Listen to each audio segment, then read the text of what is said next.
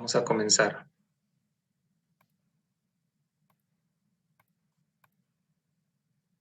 Recording in progress. En primer lugar, les damos la bienvenida a todos. Este es un evento académico organizado por la Asociación de Egresados de Filosofía. Como ya lo hemos anunciado, este taller se titula El valor de la investigación cualitativa y la comprensión, un examen crítico, y va a ser desarrollado por el doctor Rafael Mora, quien es doctor por la Universidad Nacional Mayor de San Marcos. Sin más preámbulos, los dejamos con su presentación y, como de costumbre, al final de su exposición, vamos a abrir una ronda de preguntas para que ustedes puedan absolver todas sus dudas o inquietudes referentes a este tema.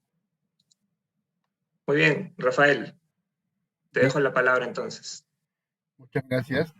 Voy a explicar el tema por más o menos 45 minutos, quizás un poco más. Y comparto mi pantalla en este momento.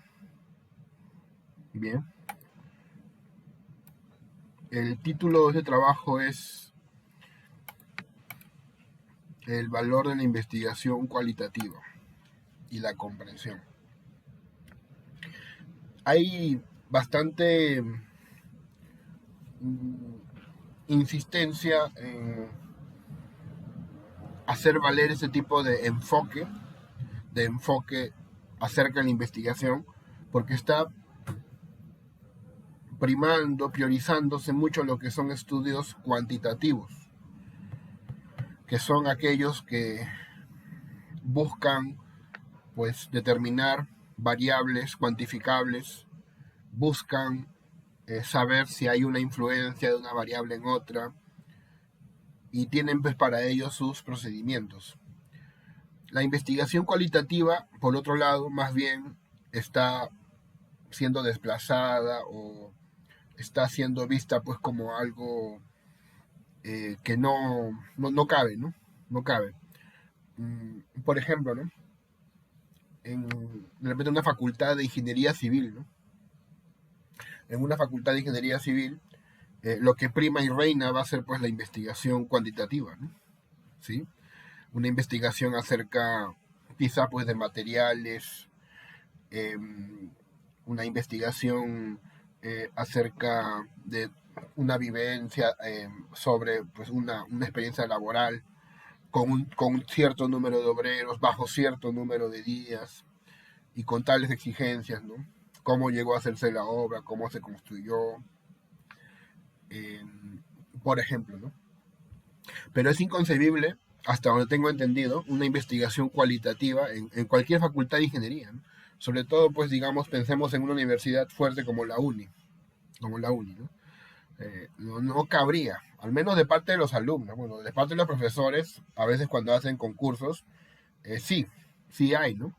Sí hay al menos hasta cierto punto esa libertad, pero en el ámbito de los alumnos que quieren hacer tesis, por ejemplo, eso, pues, para decirlo más sencillo, ¿no? Los profes que enseñan seminario de tesis en ese tipo de universidades no conocen o conocen muy poco de esto, pero con justa razón, porque por tradición no se enseña, ¿no? Por tradición, y también por un tema un poco de prejuicios, de que la investigación cualitativa, pues, no llega a nada, no es productiva, ¿no?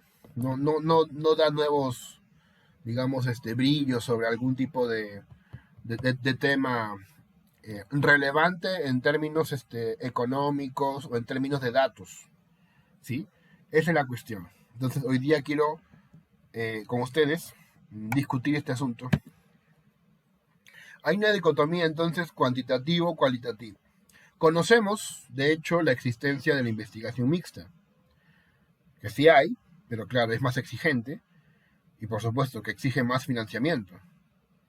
Por supuesto, o sea, existe, pero es más exigente, considera que tú debes manejar ambos enfoques, saber cuándo usar uno y otro, requiere pues más participantes, más responsables y más dinero, pues, ¿sí? Cosa que escasea, ¿no? por eso me voy a referir a la dicotomía cuantitativo o cualitativo, pero soy consciente de que existe la investigación mixta. Pero, repito, con esas limitaciones que acabo de mencionar. Entonces, el enfoque cuantitativo busca pues mediciones. Quiere responder, por ejemplo, cada cuánto tiempo ocurre un fenómeno. El tema ahorita que nos está preocupando, las lluvias y los huaicos, según estaba viendo un programa ayer, cada 4 años ocurre en realidad, ¿no? Ya se sabe que va a ocurrir, no es algo nuevo, ¿no? Incluso en la historia del Perú se cuenta que una cultura se extinguió, ¿no? No sé cuál de esas culturas antiguas, una cultura antigua, ¿no? No, no me acuerdo cuál, Mochica, ¿no? Se extinguió por un gran huaico, ¿no? Algo así, alguna vez escuché a mi profesor de historia. Entonces, algo que ya sabemos que va a ocurrir. ¿Cada cuánto ocurren ese tipo de cosas? Cada 4 años, ¿no? Ya se sabe, ¿no? ¿Con qué magnitud sucede? Cada vez es más intenso, cada vez es más sorpresivo. También ayer vi las imágenes de los videos.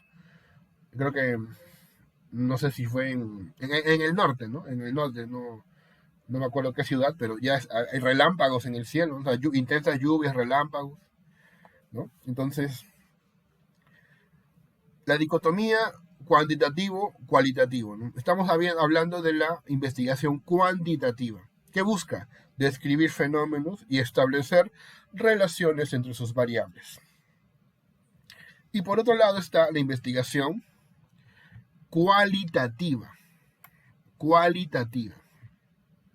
Aquí la palabra clave son significados culturales. La investigación cualitativa busca significados culturales. ¿Sí? Es algo que sea relevante de describir en términos sociales, en términos socioculturales. Esa es la idea básicamente de la investigación cualitativa. Y es muy usado pues por los que estudian sociología o ciencias sociales y también por los de humanidades, que también podrían usarlas, ¿no? Pero como ustedes y yo sabemos, pues, por ejemplo, en filosofía no he conocido a alguien que enseñe eso, ¿no? Los cursos de, como ustedes saben, metodología de la investigación científica, era un curso donde básicamente se veía cosas muy ajenas, ¿no? A la filosofía, que era la investigación cuantitativa, lo cual no se desmerece, pero claro, la idea es cómo lo va a usar esto, ¿no? El estudiante de humanidades. O en un curso de seminario de tesis, ¿no? Donde podrían enseñar eso, pero al final simplemente dejan a la libertad del alumno, ¿no? Que básicamente las tesis por ejemplo, de San Marcos de filosofía son en realidad libros, ¿no? Son libros bien estructurados, no digo que no, pero pues tienen el formato de un texto, de un ensayo largo, ya, ¿sí? De un ensayo largo, ¿sí? Con su respectiva tradición filosófica, ¿no? Pero hay un método que no sea argumentar, citar y contraponer citas. Diferente a eso no hay, pero existe. En ciencias sociales se hace bastante, ¿sí? Y en humanidades también se debería hacer. Como digo, por cuestiones sociológicas, ¿no? De generación de profesores que ya se acostumbró a hacer eso, pues no lo va a cambiar, ¿no? Y sobre todo los estudiantes no saben que hay otra propuesta, ¿no? No saben. Entonces, aquí hay pues mucho que decir, ¿no? Entonces, la investigación cualitativa estudia temas, por ejemplo, como la gerencia, la motivación, la productividad de las empresas.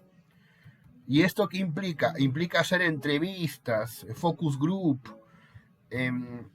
o en el caso de la antropología, digamos, meterse a una tribu o meterse a cualquier tipo de agrupación social, ¿no? Puede ser una pandilla, ¿no?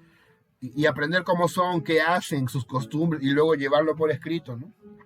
Y claro, con las limitaciones de lo que son aspectos éticos, ¿no? Aspectos éticos de no revelar identidades que no sean aquellas autorizadas, ¿no?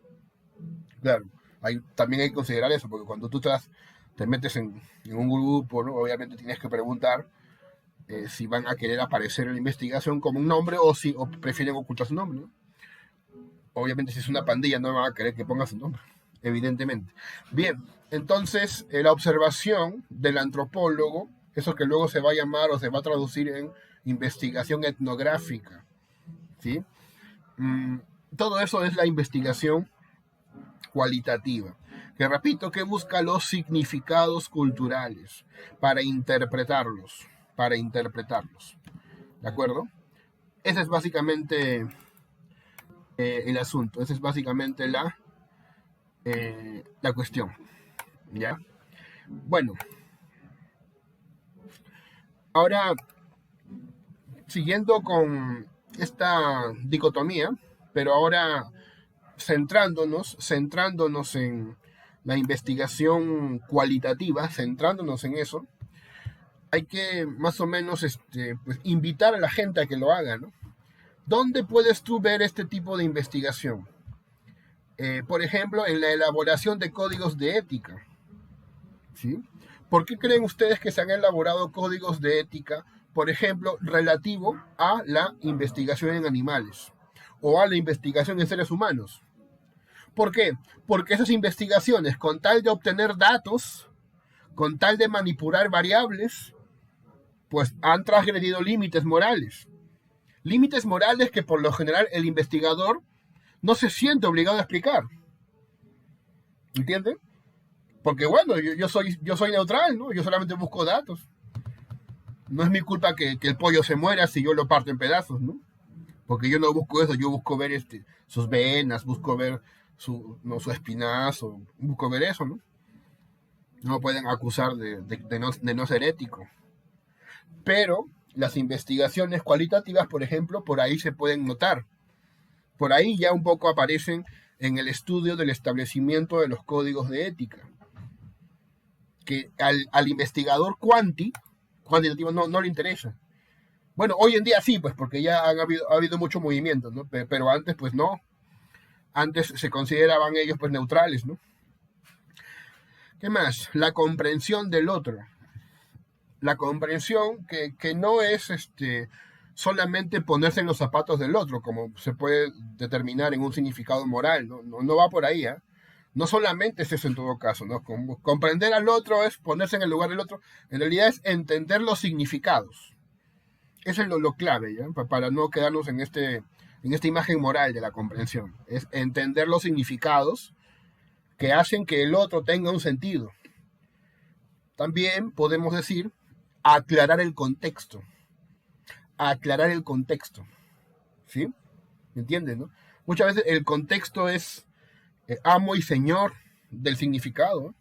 El contexto es amo y señor del significado, por supuesto, ¿no? Por ejemplo, ¿no? Algo bastante de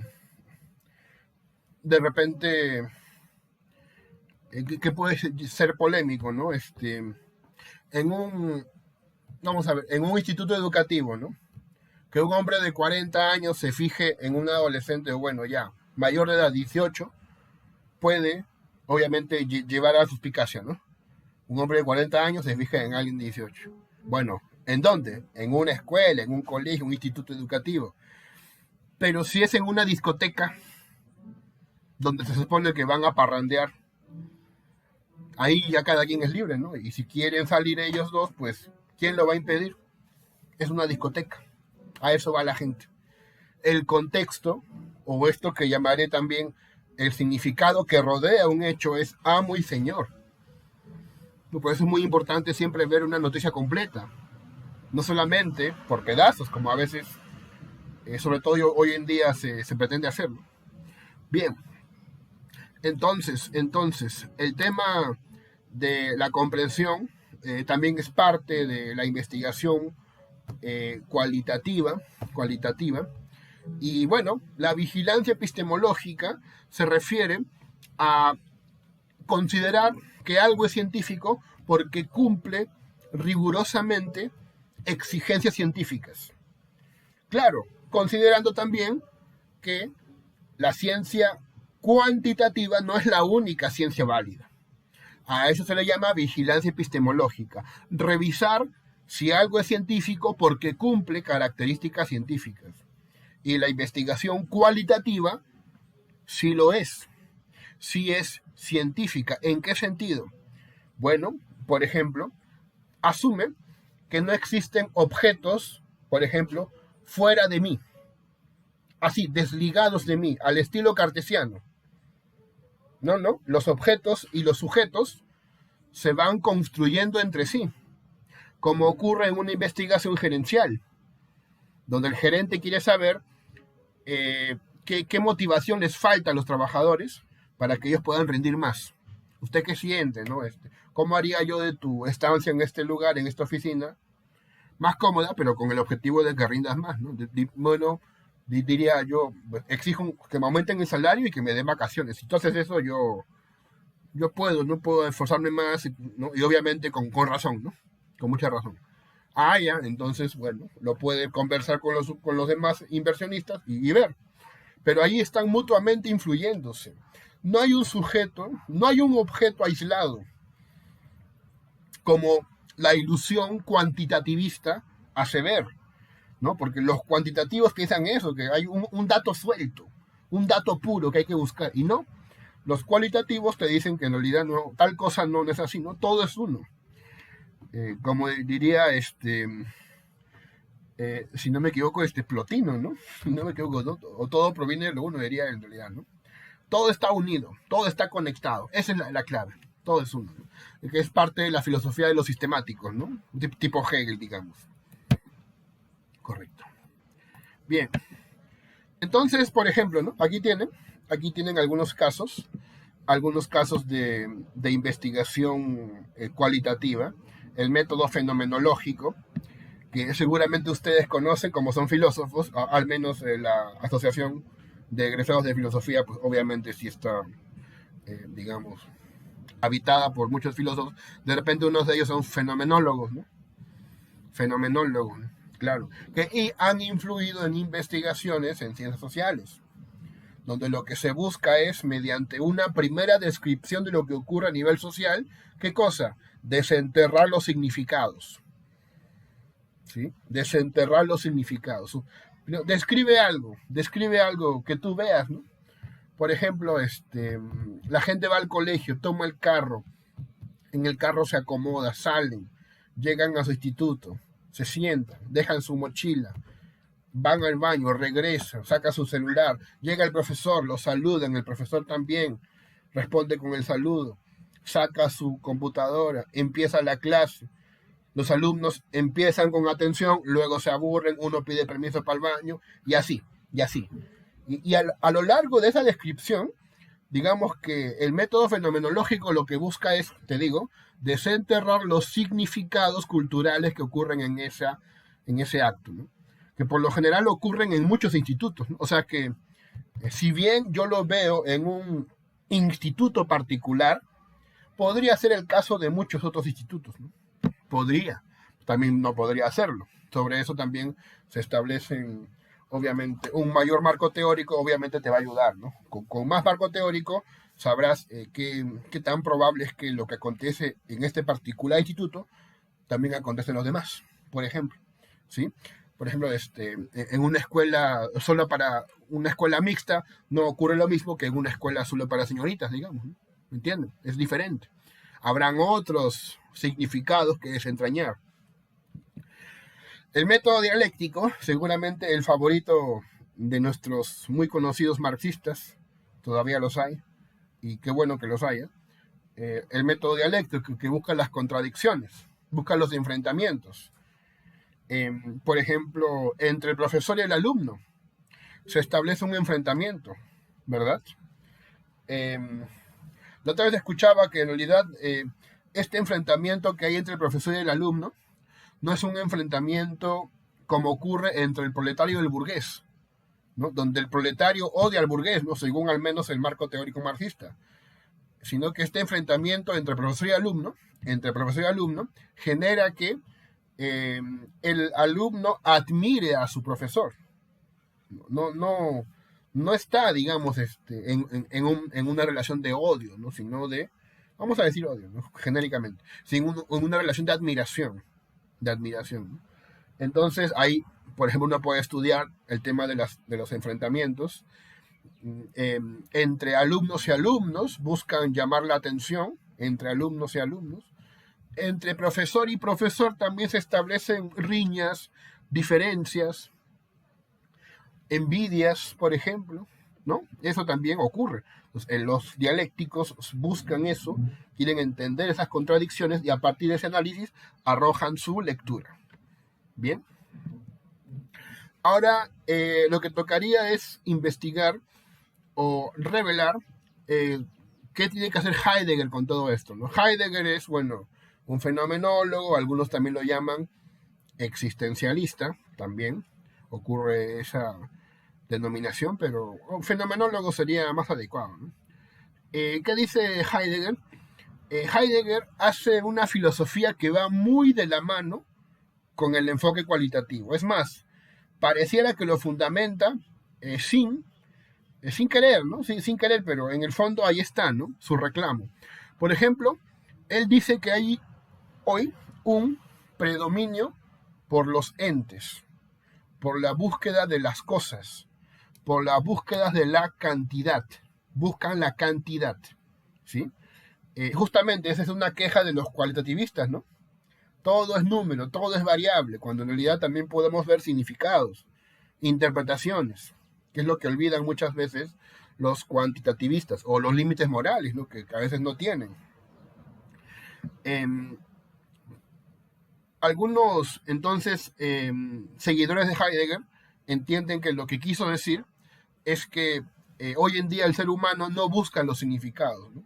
No busca entender la esencia del mundo, para qué estoy acá, ¿no? La pregunta por el ser, seguramente la conocen, ¿no? La pregunta por el ser, ¿no? ¿Por qué existe esto y no más bien nada? Que ya fue planteada por Leibniz en realidad, pero que Heidegger la resucita con mayor trascendencia, ¿no? En su momento, digamos, con mayor tono. No buscan los significados hoy en día la gente, ¿no? No quieren saber si Dios existe, ya esa es una cuestión que ya pasó su época, ¿no? Solamente quieren el aspecto metálico, el aspecto de las ganancias, el aspecto de lo productivo, lo eficiente, ¿sí? Fíjate que no he dicho eficaz, ¿eh? Eficaz ya sería aceptable, eficiente es peor, no es lo mismo eficaz que eficiente, ¿no? Eficaz es cumplir con el objetivo, eficiente es cumplir con el objetivo, pero con el menor gasto de recursos posible, ¿no? Por ejemplo, en el menor tiempo posible, ¿no? Hoy en día se busca la eficiencia, y de la mano va esto con la ingeniería, ¿no? O con las ingenierías, por supuesto, ¿no? Que la mayoría quiere ser, ¿no? Los que salen del colegio, la mayoría de los que salen del colegio piensan por ahí una carrera de ingeniería, ¿no? Claro que tiene que ser matemáticas, obviamente, ¿no? Pero bueno, pues por ahí va. Entonces, Heidegger rechaza la visión cuantitativista de la realidad. Y también, de la mano de ese rechazo, rechaza a la técnica. La técnica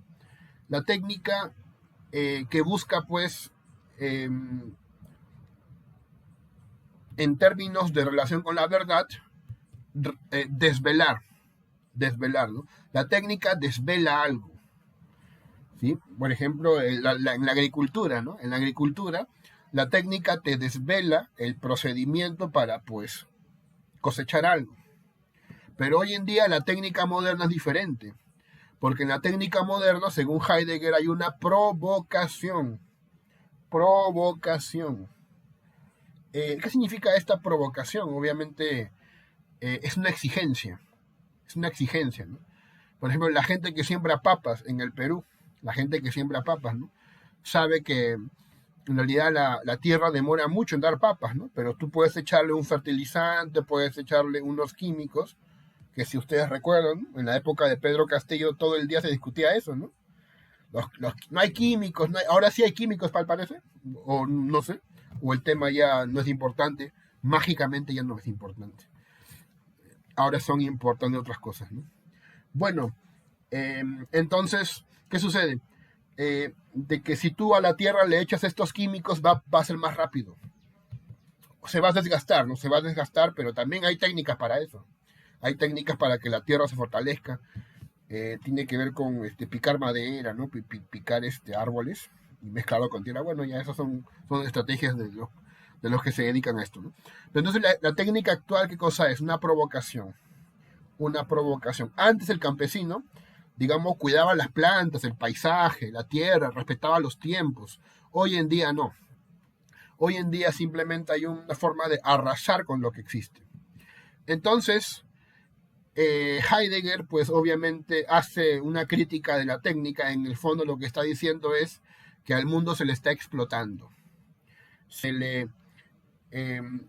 aprovecha lo que tiene, se le extrae, se le provoca, y por supuesto que lo que se hace con la naturaleza en el fondo termina también haciéndose entre los seres humanos, si se dan cuenta, ¿no? No solamente al mundo se le explota, al ser humano también se le explota, ¿no? Al ser humano ya se le ve como un recurso. Justo es el ejemplo que pone el profesor Zenón de Paz, ¿no? Hablamos de recursos humanos, ¿no? Ese ejemplo siempre lo ponía en clase, ¿no?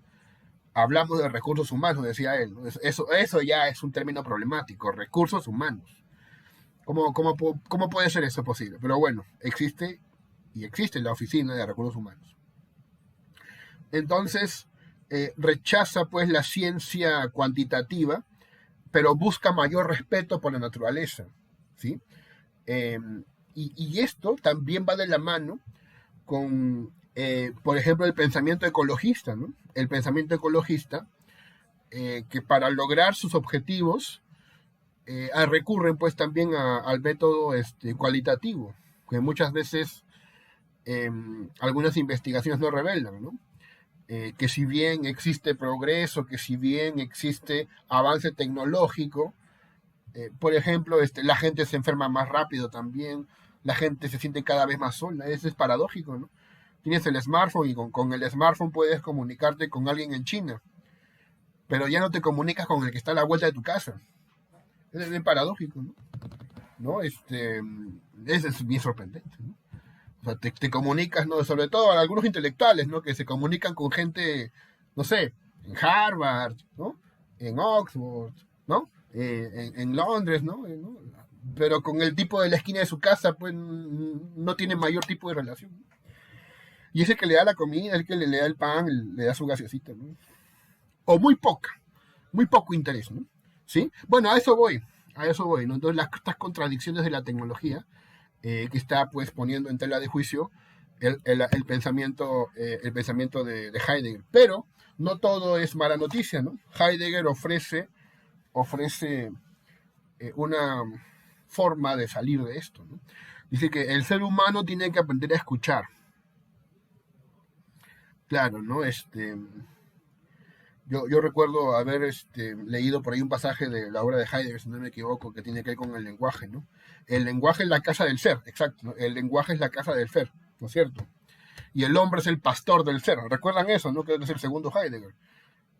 Bien, entonces hay que oír al destino. Podemos entender al ser, sin someternos. Debemos darnos cuenta en dónde estamos para poder reaccionar. ¿Sí? Por ahí va la idea, pensar las cosas. Y siempre pensar las cosas es, pues, en el fondo, parte de la actividad de la filosofía, ¿no? Aunque también reflexiones de los sociólogos, de los antropólogos también, que hacen ciencias sociales también, en realidad, también ellos hacen sus reflexiones, porque, pues, si tú vas a la Facultad de Ciencias Sociales, vas a ver ahí a muchos filósofos que en la Facultad de Filosofía o en Humanidades se usan de otro modo, se ven de otro modo, ¿no? Hay más activismo en la Facultad de Ciencias Sociales cuando se menciona un filósofo, ¿no? Por ejemplo, ya te acabo de mencionar la fenomenología, ¿no? Bien. Bueno, entonces, para salvar nuestra esencia, ¿qué hay que hacer? Dice Heidegger, hay que acudir al arte, la serenidad, el enraizamiento. ¿Ves? Hay que conectarnos con la tierra, ¿sí? hay que acudir al pensar, al cuestionar. O sea, ¿qué cosa está resaltando él? Una actitud filosófica, una actitud propia de las humanidades. ¿Ves? Cosa que va muy de la mano con los fundamentos de las investigaciones cualitativas que buscan, ¿qué cosa? La revelación de significados culturales, pero respetando al otro, siempre, siempre, tomando en cuenta que sujeto y objeto nunca están separados, sino que mutuamente se hacen, y tomando en cuenta los límites morales de todo esto. Claro, ¿sí? Porque claro, no es correcto que yo vaya a la selva a investigar a la gente de la selva y luego escribir una tesis diciendo que los de la selva son gente primitiva, atrasada y que hay que quitarle su petróleo, ¿no? No sé, imagínate, pues. No, eso no, pues eso no. Eso no tendría el enfoque cualitativo del que estamos hablando, ¿sí? Porque siempre la comprensión involucra un significado, pero este significado es respetuoso. Cosa que no suele hacer, pues, la investigación cuantitativa, ¿no? Que no es respetuosa, salvo que le pongan multa, ¿no? Pero el biólogo pues, que investiga la rata o que diseña sus ratas, sabían que la ciencia cuantitativa ha creado ratas, ¿no? Patentado ratas para que le dé cáncer. Se llama el oncorratón. El oncorratón existe, búscalo ahí, googlealo. El oncomouse. Existe el oncomouse. Así es. Entonces, el oncomouse es una rata diseñada para que le dé cáncer. Le va a dar cáncer, si se va a morir sí o sí. Pero ¿para qué sirve? Pues para ver cómo ocurre el cáncer y si es posible derrotar al cáncer y cosas así, ¿no? Entonces, volviendo a Heidegger, para fundamentar la ciencia cualitativa, eso beneficiaría mucho en términos de humanidad del investigador. Correcto. Bien, hay que tomar en cuenta esta otra dicotomía que es explicación y comprensión, que muchas veces no es totalmente entendida, ¿no? La explicación se relaciona con una búsqueda de causas. La comprensión, más que todo, tiene que ver con la búsqueda de significados. Vamos a dejarlo así, ¿no? Significados. Y por supuesto que la más problemática de estas investigaciones son las investigaciones que buscan la comprensión, ¿no?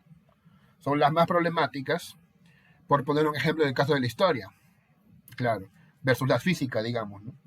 La física pues busca explicar la caída de los cuerpos, ¿no? Y para eso tiene un laboratorio, tiene formas de proceder, quiere investigar qué ocurre cuando bombardeas este elemento con este otro elemento radioactivo. Entonces, se puede replicar el experimento. Pero no ocurre lo mismo, por ejemplo, en el caso de la historia, ¿no? No se pueden replicar revoluciones, ¿no?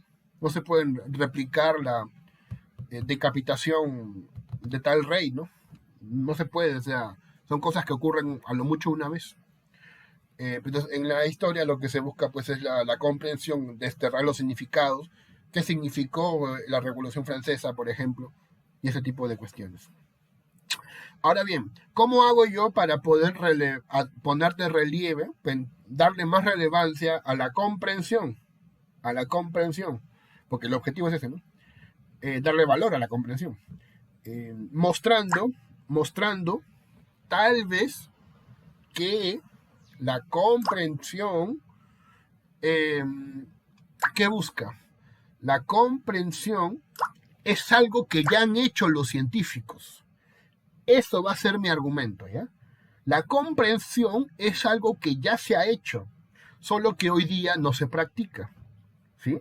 Y para eso tengo que valerme de estudios kuhnianos. Para eso tengo que valerme de historia de la ciencia, ¿sí? Y distinguir mucho entre ciencia moderna y ciencia antigua. Y aquí pues hablaremos del viejo Aristóteles, ¿no? Que en realidad nunca es viejo porque siempre lo discutimos, ¿no? Tú sabes que las personas de las cuales uno siempre se acuerda nunca mueren, ¿no? Nunca mueren. Solamente mueres cuando la gente ya no se acuerda de ti. Y la gente siempre se acuerda de Aristóteles, así que si nos seguimos acordando de Aristóteles, pues es como si no hubiera muerto. En fin, ¿qué ocurre? De que la investigación que hace en la física Aristóteles, ¿para qué la hace? ¿Para qué la realiza? Es una investigación cualitativa, fíjate, descriptiva. ¿Qué es el movimiento? El paso de la potencia al acto. Es más, ¿cómo define a Dios? Es una física que habla de Dios, ¿ah? O sea, es una física con tendencia a la totalidad, con tendencia a ser metafísica. Dios es el primer motor inmóvil. Dios es el que actualiza las potencias entonces. ¿Sí? Y las cosas, ¿por qué se mueven? Se mueven porque se pueden mover. Se mueven porque se pueden mover. Esta explicación que parece redundante, en realidad, bajo el lenguaje aristotélico tiene sentido, ¿no? Bajo el lenguaje esto del acto y la potencia, ¿no? ¿Sí? ¿Cómo, a ver, esto cae, ¿no? Aquí tengo mi lápiz que cae. ¿Por qué cae? Por la gravedad, según Newton. Según Aristóteles, cae porque tiene la potencia de caer. Tiene la potencia de caer, ¿no? Aristóteles tenía explicaciones muy interesantes. Por ejemplo, vamos a ver por acá, ¿no? Las cosas, ¿por qué caen a la tierra? ¿No? Era otra de las formas que él decía, ¿no? ¿Por qué esto cae a la tierra? Porque lo semejante busca lo semejante. Y como esto es sólido y la tierra es sólida, buscan juntarse.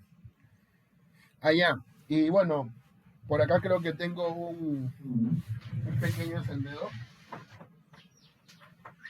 Acá tengo un pequeño encendedor. ¿No? Un pequeño encendedor. ¿Por qué el fuego se va para arriba? ¿Por qué el fuego se va para arriba? Porque el fuego es como un aire caliente. Y el aire está arriba, las nubes están arriba. Lo semejante busca lo semejante. Es por eso que el fuego apunta para arriba, mientras que las cosas apuntan para abajo. Era la forma de explicar a Aristóteles. Así explicaba él. ¿Sí? En realidad debemos decir, más que explicar, comprender. Así comprendía el mundo Aristóteles. Dios es el primer motor inmóvil. Todo el mundo sigue a Dios.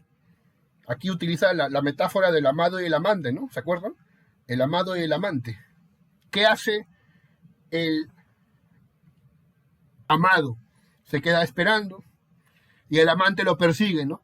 El amante le llama, le envía mensajes de WhatsApp, ¿no? Le insiste, le envía mensajes, le pone like a sus fotos, comparte sus eventos en la Asociación de Egresados de Filosofía, ¿no es cierto? Eso hace, pues, el amante, ¿entiendes?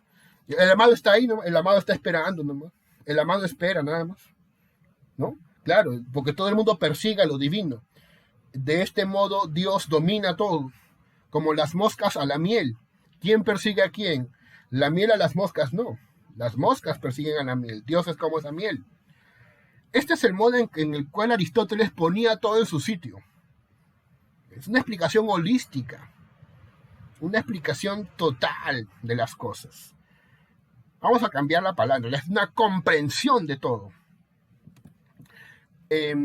Acá he dicho algo que lo voy a repetir mejor. Por acá estaba, ¿no? Aristóteles usaba el método hermenéutico. Esto puede sonar un poco chocante. ¿Ya? Yo lo voy a ver así. ¿Eh? Para mí, él interpretaba el mundo como si todo buscara cumplir cierto fin.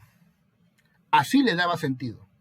Lo cual nos lleva un poco también a mencionar al famoso método hermenéutico, que también es otro método de la investigación cualitativa.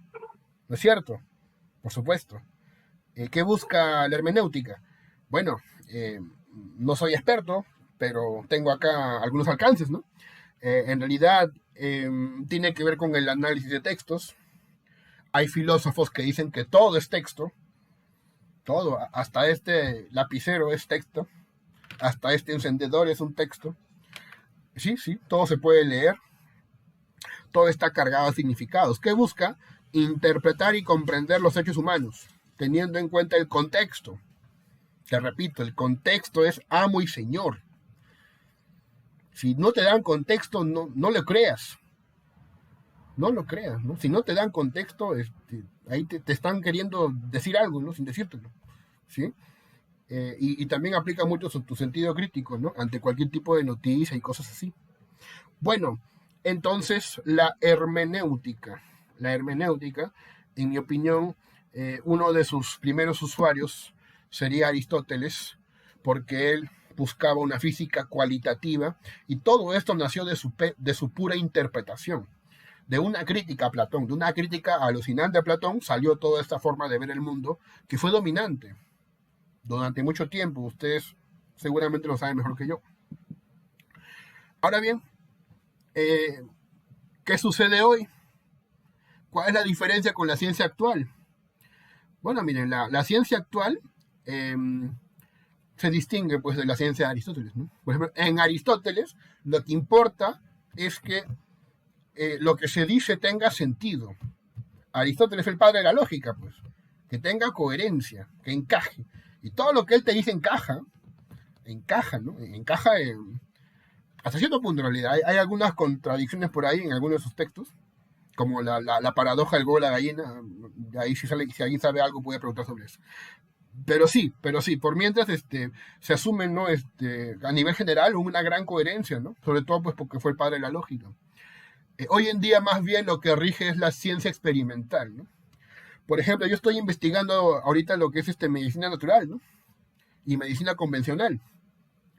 Y me encuentro que los que hacen la medicina basada en evidencias usan el método ECA, que son ensayos clínicos aleatorizados, que es lo que hicieron con nosotros en la época de la vacuna, ¿no? En la época del COVID.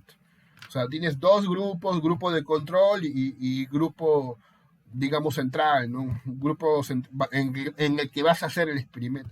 En el grupo de control simplemente inyecta puro placebo, y en el grupo experimental, así se llama, vas a poner, ¿no? la vacuna, digamos, ¿no? Y vamos a ver cómo se comportan, si realmente hay cambios o no hay cambios y cosas así. Ya.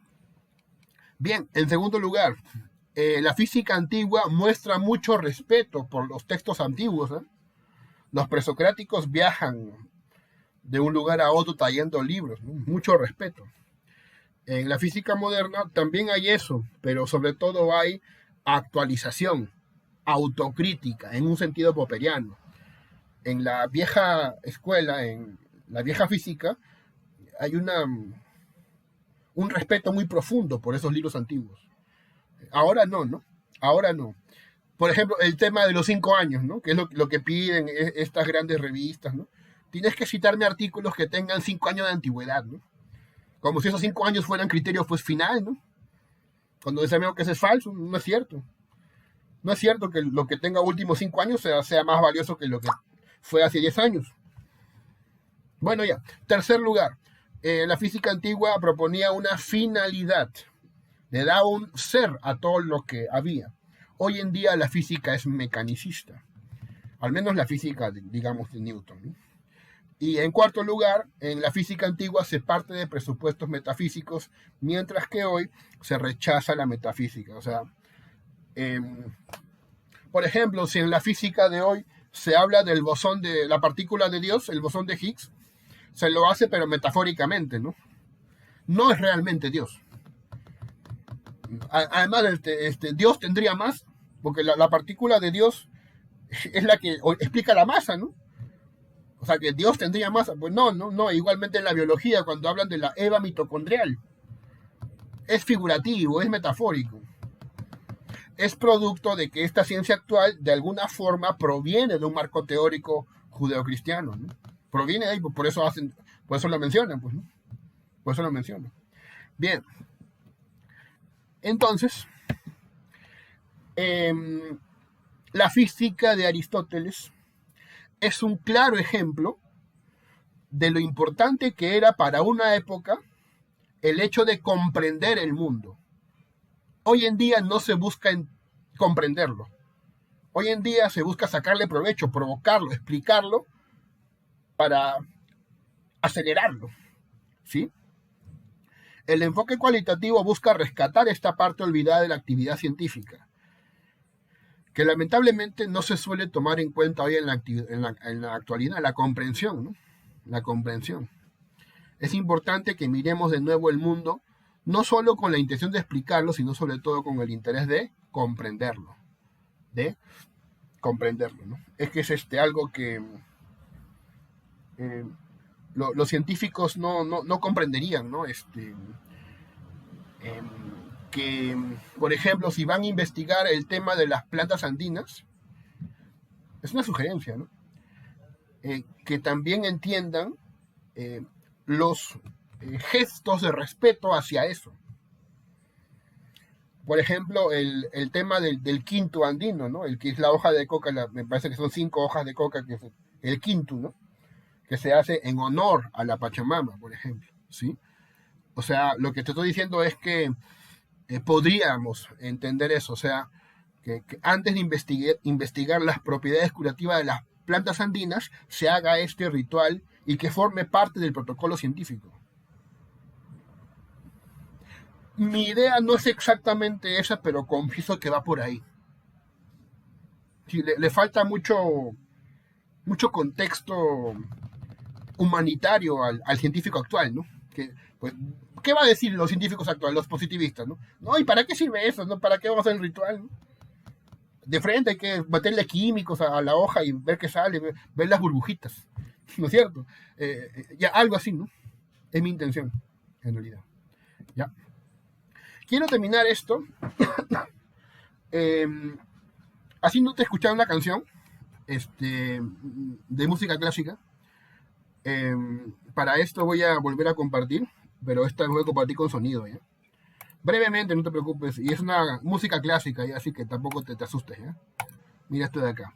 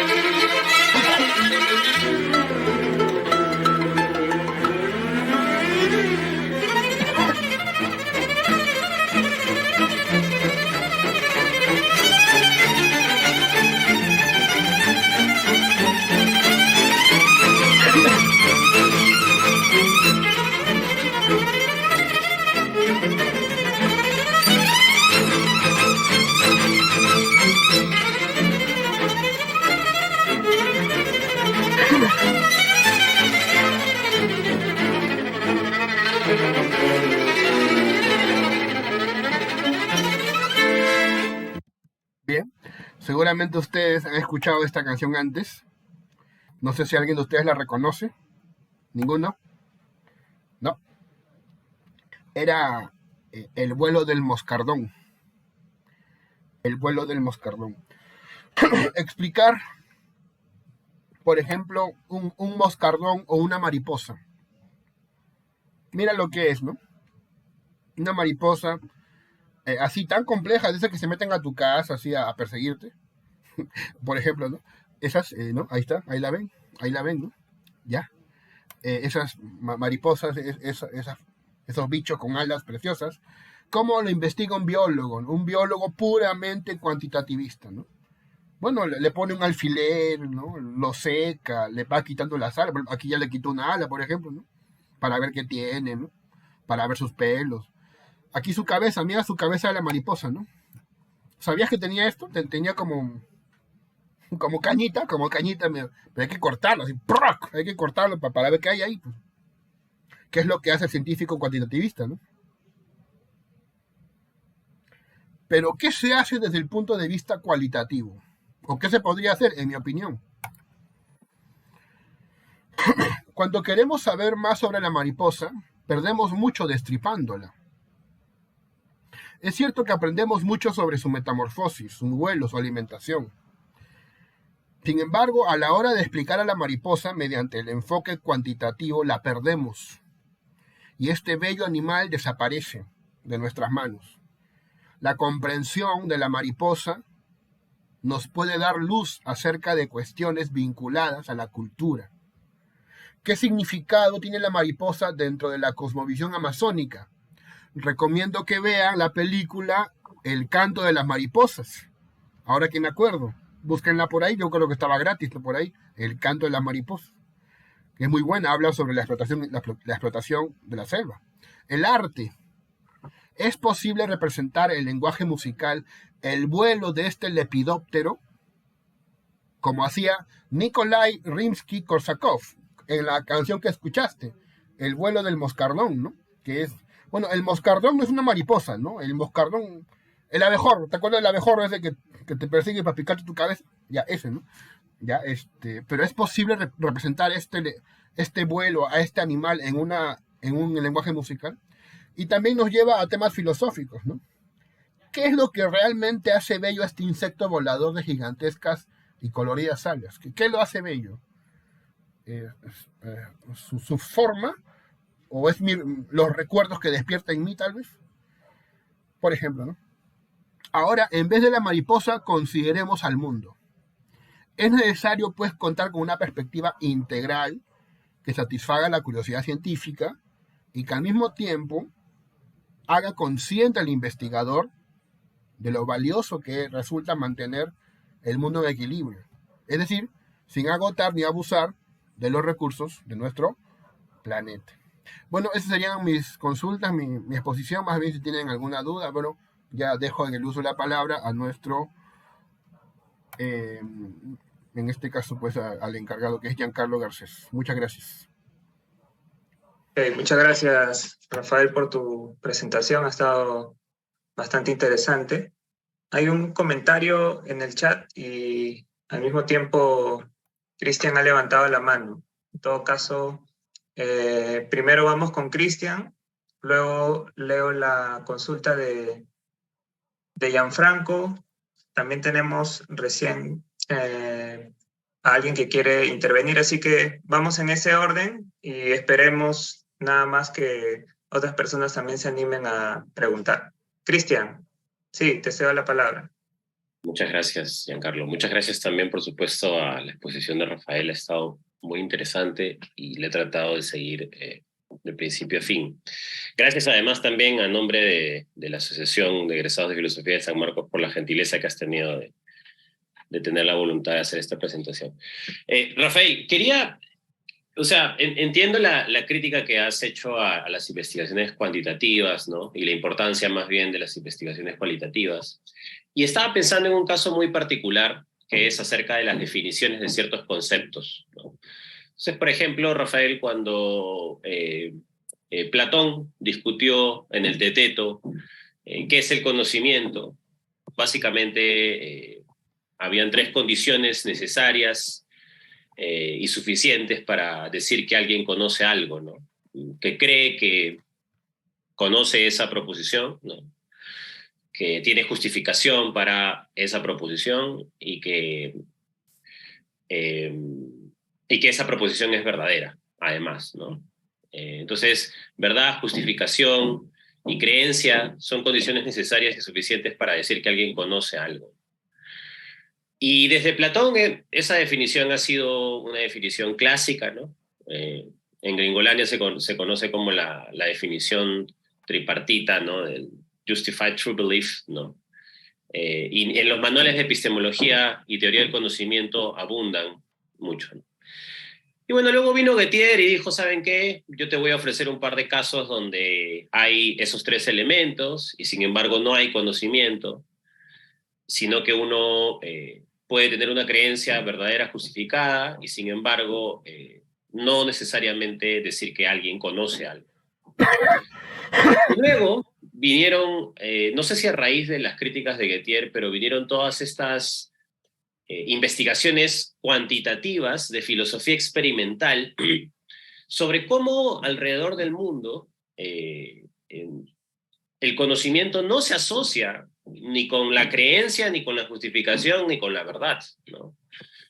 Por ejemplo, en culturas no occidentales como el quechua, ¿no? Ya esa definición supone algo así como una especie de propiedad sobre algo, ¿no? En realidad, para la cultura quechua, que no está tan influenciada por el español, ¿no? Porque hay un quechua que sí está ya muy influenciado por el español, pero para la cultura quechua, que todavía no ha recibido tanta influencia del español aún, el conocimiento no es una cosa proposicional en principio, ¿no? El problema con la tradición occidental es que ha creído que el conocimiento es conocimiento proposicional, el know that, como conocen los gringos, cuando más bien es el know-how, como yo sé algo o un tipo de habilidad que yo adquiero. Entonces, lo que ha hecho estas investigaciones cualitativas es revelar que quizás hay un sesgo cultural a la hora en la que la filosofía aborda el problema del conocimiento, ¿no? Entonces, mi pregunta concreta es la siguiente, Rafael, considerando que tú has ido con todo hacia las investigaciones cualitativas, ¿no? ¿No crees, no consideras que, por ejemplo, para definir un concepto como conocimiento, que este es uno de los tantos casos que yo te estoy ofreciendo, ¿eh? Porque eso mismo se aplica para nociones filosóficas como la libertad, como la conciencia, como la mente, como la belleza, como la verdad, como la mentira, ¿no? Entonces, para todas esas nociones, ¿no crees, no consideras tú que las investigaciones cualitativas sí pueden dar cuenta de estas limitaciones y de estos sesgos culturales que a veces la filosofía asume como verdaderos simplemente por tradición, ¿no? Y además por una cuestión de alienación, porque esto se repite constantemente en universidades peruanas y latinoamericanas, ¿no? Sin considerar que de repente hay otras formas de entender el conocimiento, ¿no? Y lo que me parece más grave es que la tradición filosófica occidental durante muchos años, ya no tanto, ¿no? Pero durante muchos años, asumió que esta era la definición universal de conocimiento, ¿no? Que era probablemente lo más problemático todavía, ¿no? Entonces sí, estoy de acuerdo con que las investigaciones cualitativas deberían tener el mismo valor que las cuantitativas. Estoy de acuerdo con la crítica que has hecho en general a las investigaciones eh, cuantitativas, ¿no? Pero creo que bien llevado el asunto, en filosofía particularmente, las investigaciones cuantitativas sí nos pueden revelar eh, y sí nos pueden cuestionar muchos de los sesgos que tenemos en filosofía particularmente, ¿no? Esa es mi pregunta, ¿no? Bien, gracias. Acá se ha mencionado una situación en la cual un concepto, vamos a decirlo, se ha vuelto problemático si es mirado desde distintas culturas. Por ejemplo, ¿no? Quisiera compartir esta imagen de acá, eh, que es una de las críticas que se suele hacer al correspondentismo, y que dice Nietzsche, ¿no? Con el decir de las palabras no se llega jamás a la verdad. La existencia de tantos idiomas lo demuestra. Y en el quechua mismo, ¿no? En el quechua mismo hay, como ya lo ha mencionado Cristian, en realidad ejemplos, varios ejemplos, ¿no? Eh, por ejemplo, el ejemplo clásico es este, que en quechua nunca, estrictamente no existe una palabra para Dios, ¿no? Sino Tupananchikama, ¿no? Tupananchikama, que significa hasta que nos volvamos a encontrar. Entonces, no existe el concepto de adiós, de adiós, o sea, me voy, chao, ¿no? Que se suele tan fácil y tan sueltamente decir entre grupos occidentales. Bien, entonces, eh, podemos nosotros decirle que a los filósofos les caería bien aplicar investigaciones cuantitativas. Claro, sí, está bien, que las hagan, ¿no? Eh, que al menos, bueno, en el extranjero, ¿no? Con lo que es Joshua Knopf, ¿no? Joshua Nove, así se pronuncia, me parece, que es el que hizo este tema de la filosofía experimental, ¿no? Entonces comenzaba a medir las creencias de la gente, ¿no? A medir las creencias. Se puede hacer, ¿no? En realidad, me parece que este tipo de cruces, de crossover, en ciencias humanas, aplicar métodos cuantitativos, eso creo que está bien. Me parece que es adecuado. Ahora, más bien, eh, acá lo que hace el filósofo es, pues, no quedarse justamente, ¿no? Digamos que simplemente la gente piensa eso y así, ¿no? Sino que a partir de eso, digamos, de esa creación, le da un aire de índole cualitativo, interpretativo, ¿no? O sea, quiere saber por qué ocurre eso, ¿sí? Que es lo que yo suelo decir, ¿no? Cuando, digamos, pongo un objeto que, qué sé yo, acá, ya esta wincha, ¿no? Entonces yo la tiro y cae, ¿no? 2, 3, 4 y 5. Desde el punto de vista de la investigación cuantitativa, ¿cuántas veces ha caído este objeto? 5 veces. 5 veces. Ahora bien, desde el punto de vista de la investigación cualitativa, ¿cuál sería la pregunta? No cuántas veces cayó, sino por qué Rafael está haciendo caer su wincha, o qué significado hay detrás de esa caída. ¿Qué significado hay detrás de esa caída de la wincha? ¿Sí? O sea, yo creo que el filósofo, después de encontrar ese hecho de que las personas piensan de tal manera, ¿no? No se queda ahí, ¿no? Sino que, dado que es filósofo, continúa con su reflexión, con su pensamiento, y por lo tanto, en el fondo sí termina dándole más importancia a lo cualitativo, ¿no? O sea, decir que el filósofo es alguien que se encarga de medir las creencias sería algo incompleto si no le agregamos: el filósofo es alguien que en primer lugar se encarga de medir las creencias para luego cuestionarlas, criticarlas o modificarlas, ¿no? Entonces ahí sí estaríamos de acuerdo, ¿no? Entonces sí, sería bueno que se considere que el filósofo puede hacer cuantitatividad, puede hacer investigación cuantitativa, pero si hace solamente eso, yo no sé cómo se sentirá él, ¿no? Y su asesor de tesis le dirá que eso es que debe quedarse ahí. Claro, entonces esa es mi pregunta, ¿no? Si, digamos, solo debe quedarse ahí, en medir las creencias y ya, ¿no? Me parece que no. El filósofo o la filósofa no se sentiría bien solamente con eso, ¿no? Me creo que preguntaría por qué y estaría en constante,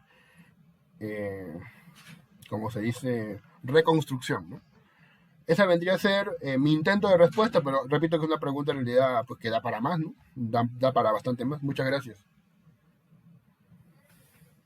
Rafael, te leo la pregunta de Gianfranco y después escuchamos a otro compañero que quiere consultar. Dice, tengo una consulta. ¿No habría una distinción entre la comprensión del mundo que buscaba Aristóteles y la hermenéutica? Lo digo porque los estudios en ciencias sociales pueden utilizar la hermenéutica con la finalidad de comprender una práctica cultural específica, por ejemplo, y diferenciarla de la de otras culturas o comunidades. La intención en este caso no es comprender los fenómenos como un todo, tal y como pensaba Aristóteles.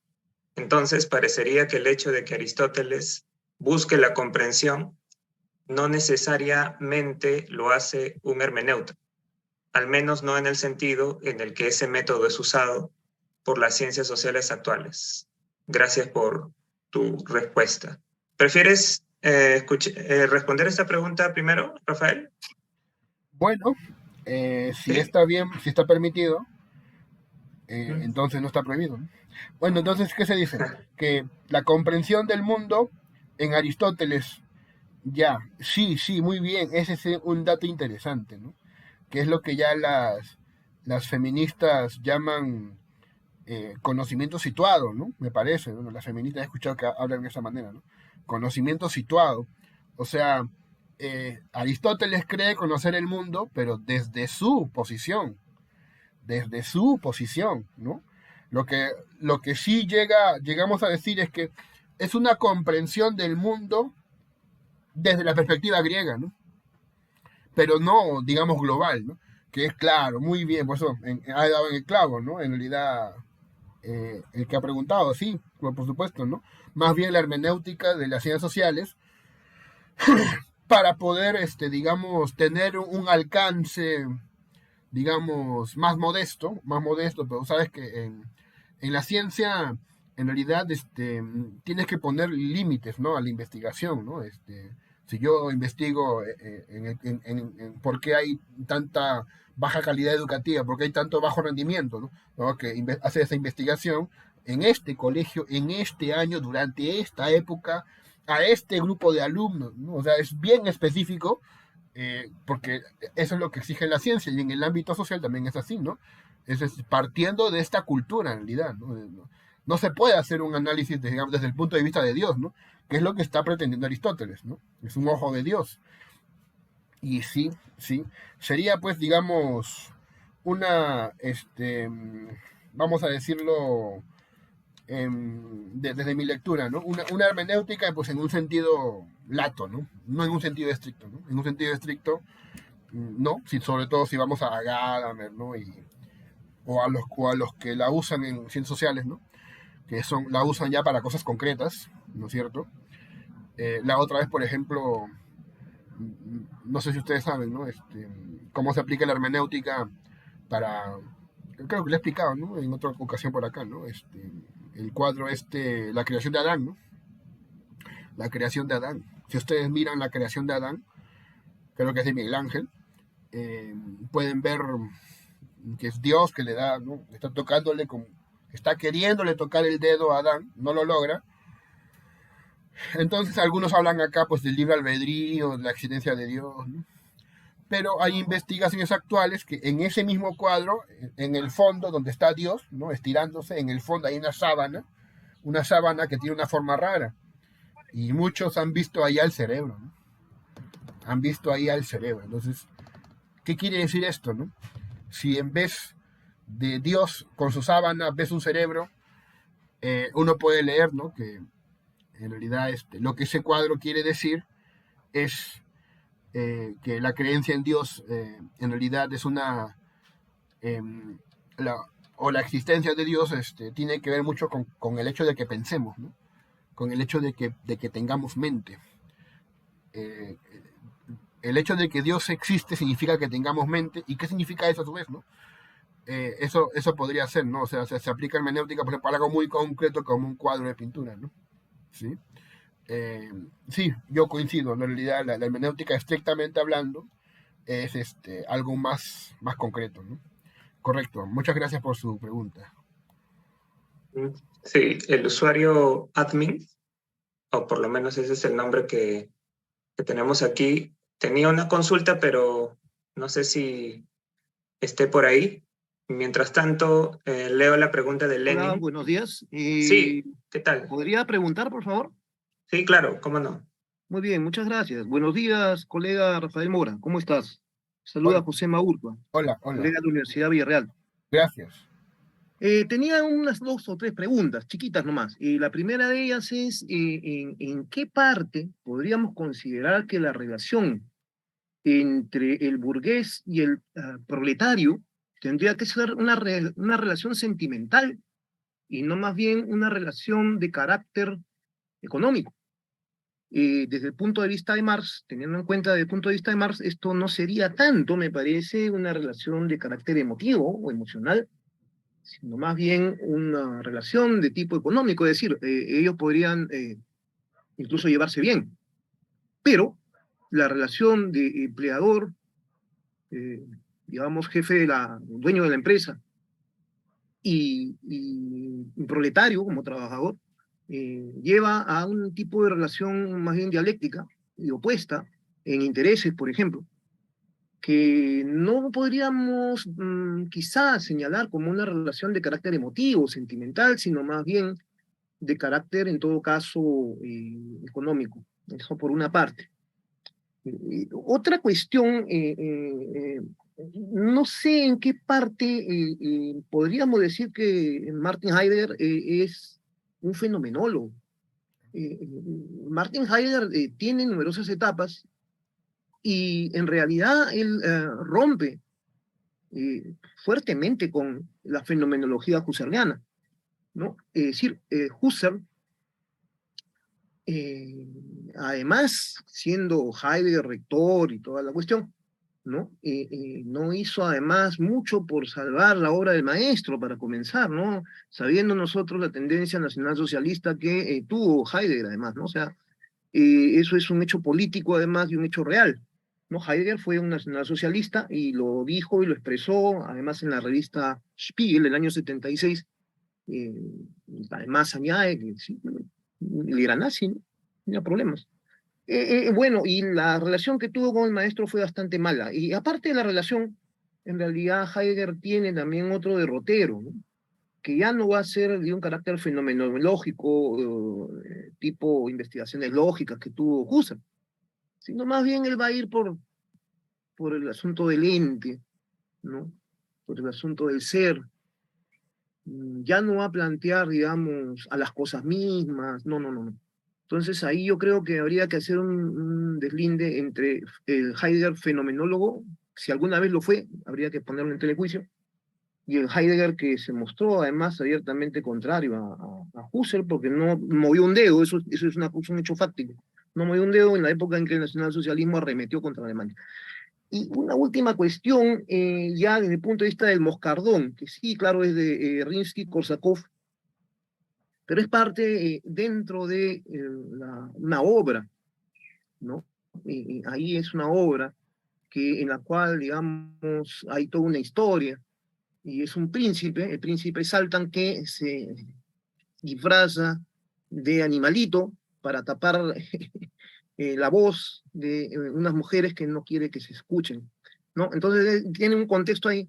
Digamos que, claro, desde el punto de vista del auditor que escucha esto, nosotros ahora, en 2023, desde el Perú, ¿no? Podría connotarnos a una cuestión más onomatopéyica o mimética, ¿no? Pero vaya, digamos que Korsakov, que fue un autor del siglo XIX, un ruso, de la tendencia nacionalista de los cinco, ¿no? Junto con Modest Mussorgsky y otros más,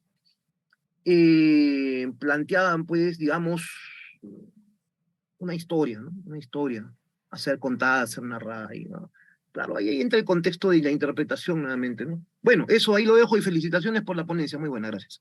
Gracias. Claro, en realidad acepto las observaciones. La relación entre el burgués y el proletario es una relación que Marx la analiza en términos de, digamos, economía, ¿sí? Pero también existen obviamente otras miradas, tal vez podemos llamarlas post-marxistas o neomarxistas, donde ya le atribuyen eso, ¿no? Le atribuyen ya un poco de revanchismo, ¿no? De revanchismo. Sobre todo cuando se hace esta contraposición con la educación, ¿no? Eh, Como decía, ¿no? El burgués es odiado por el proletario, pero en cambio el profesor es amado por su estudiante, ¿no? O es admirado al menos, ¿no? O es admirado a menos que haya muchas evidencias en contra, ¿no? Eh, pero por lo menos admirado. Entonces, esa contraposición resultaba interesante, pero sí, Marx tenía un enfoque, una mirada de índole económico. Heidegger es que, ¿cómo? Ahí la pregunta es, ¿cómo etiquetar a Heidegger? Si es que se le puede etiquetar, si es que todavía estamos autorizadas a etiquetarlo, ¿no? Porque existencialista, un poco que creo que él no se reconocía así, me parece, ¿no? Justamente no se reconocía tanto, así que responde a Sartre en un momento y le dice, no, usted no entendió lo que yo dije, porque Sartre le dice que usted es existencialista y no está de acuerdo. Bueno, Claro, Sartre le listo. dice a Heidegger, usted es un existencialista ateo, ¿no? Sí. Y también hay otros que son creyentes, ¿no? Pero claro, él rechaza eso. Entonces, aunque quién sabe, ¿no? Si fíjense, Popper dijo que él no era un filósofo analítico, ¿no? Cuando tú revisas, pues, ¿cómo no va a hacerlo? ¿No? Sí tiene, ¿no? Ahora que Marx dijo no soy marxista, ¿no? Claro que Sí, ahí tiene bueno, otro significado, ¿no? O sea, yo sé que lo dijo. había que tomar con cuidado esas cosas, es cierto. Yo creo que Popper es bastante más amplio de lo que lo han interpretado, ¿no? Eso sí. Claro. Entonces, yo diría pues que la consideración de él como fenomenólogo es un recurso que podría ser matizado de otra forma, ¿no? Digamos, un eh, a ver, ¿cómo? Ya me acordé. Había un libro llamado La fenomenología y sus herejías. Había un libro llamado así, ¿no? Un amigo creo que se apellidaba Cotrina, un día me lo contó, Cotrina o Rosado, uno de esos dos me contó ese libro y yo lo busqué un poco y me pareció interesante, ¿no? Bueno, pues el Heidegger es un fenomenólogo herético, pues podemos llamarlo así. 3. El tema del moscardón. Muy bueno. O sea, el vuelo del moscardón es para callar una conversación muy íntima de un par de mujeres. Ah, Eso me es una ópera, digamos, ¿no? Es una obra mayor, no es una pieza aislada, sino que, claro, se suele tomar así, quizá por comodidad, por la pieza simplemente, ¿no? Pero corresponde a toda una obra de Rimsky-Korsakov. Y lo que quiero decir con esto es que además muchas veces, por ejemplo, y esto es interesante, en las obras musicales a veces se toman aisladas determinadas piezas, ¿no? Por ejemplo, muchos de los que estamos acá probablemente no sepamos que si uno dice el cóndor pasa, bueno, uno dice, qué pieza bonita, qué pieza folclórica simpática de Perú, pero en realidad es una obra mucho más grande, que es una obra que fue compuesta pues por Alomía Robles. Romía Robles, y también la letra es de otra persona, no me recuerdo el nombre exacto, pero es una ópera, y una ópera además antiminera completamente, tiene todo un argumento. Entonces, sacado el contexto, parece simplemente una pequeña obra bonita que la escuchó Simon y Garfunkel en Europa, del grupo Los Incas, y la tomó tal cual, luego los Roles, la Roles hizo juicio, ¿no? No llegaron a buenos términos, pero bueno.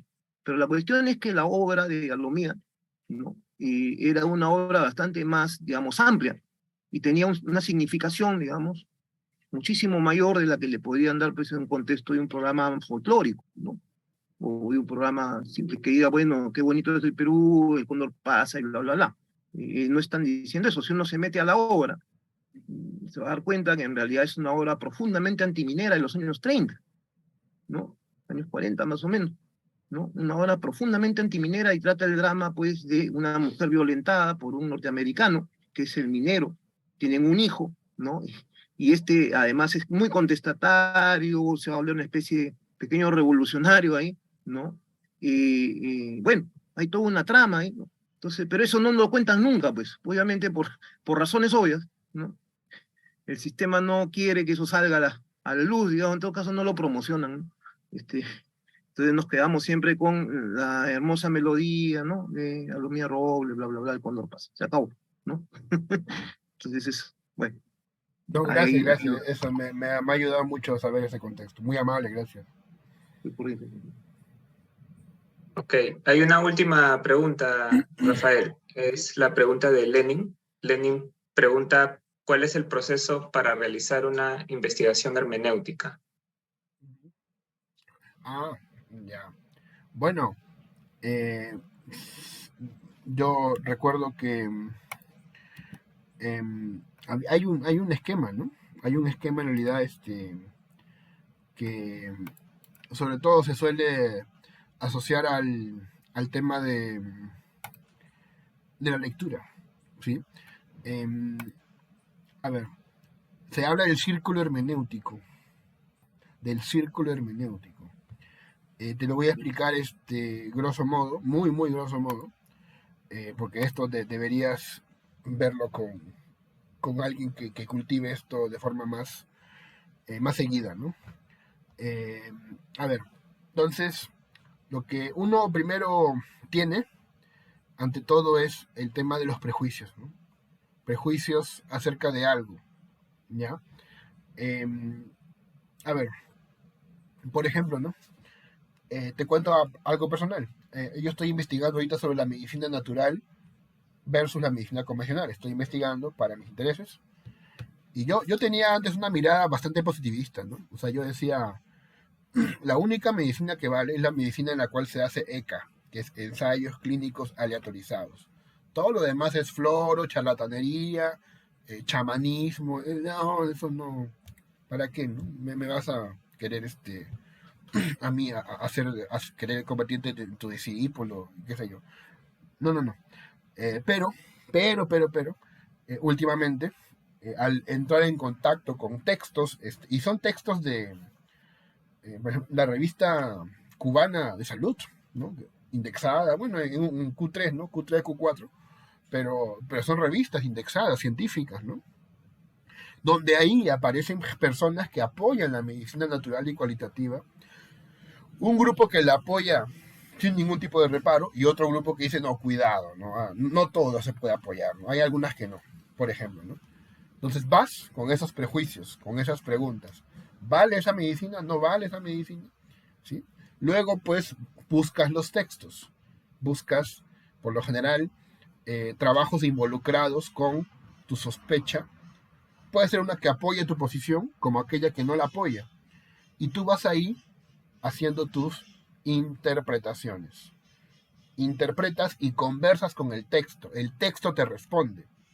¿Te acuerdas cuando tu profesor te dejaba lectura y lista de preguntas?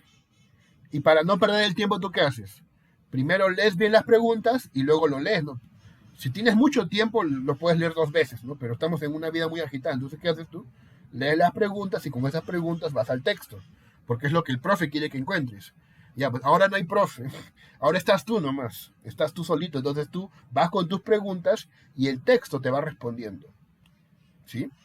Entonces tú reconstruyes tu información, tu marco teórico, y finalmente sales de esto, pero con nuevas ideas, que podrían ser nuevos prejuicios y que tendrías que someter de nuevo a enjuiciamiento mediante otras lecturas, ¿no? ¿Sí? Esa vendría a ser, ¿no? Lo que llama Gadamer el círculo hermenéutico, ¿no? Bueno, yo lo he explicado de manera bastante vulgar en realidad, ¿no? Pero ahí puedes ver y te puede ayudar, ¿ya? Estimado Lenin. Ok, muchas gracias, Rafael. Otra vez te agradezco a nombre de la Asociación de Egresados de Filosofía de San Marcos por tu intervención. Esperamos todos los que formamos parte de esta asociación con el hecho de contar con tu presencia para una próxima ocasión. De acuerdo. Sí, totalmente. Muchas gracias por su invitación.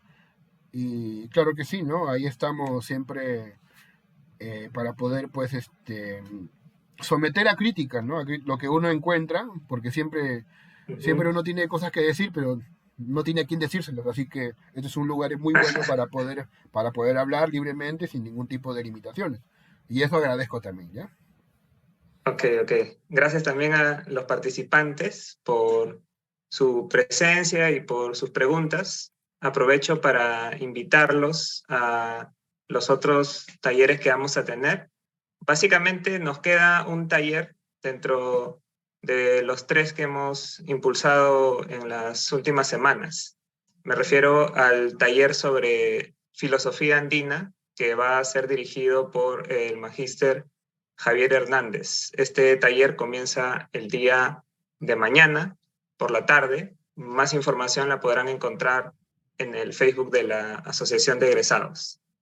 Hasta luego, nos vemos. Muchas gracias a todos. Gracias. Gracias. Hasta luego. Gracias a todos.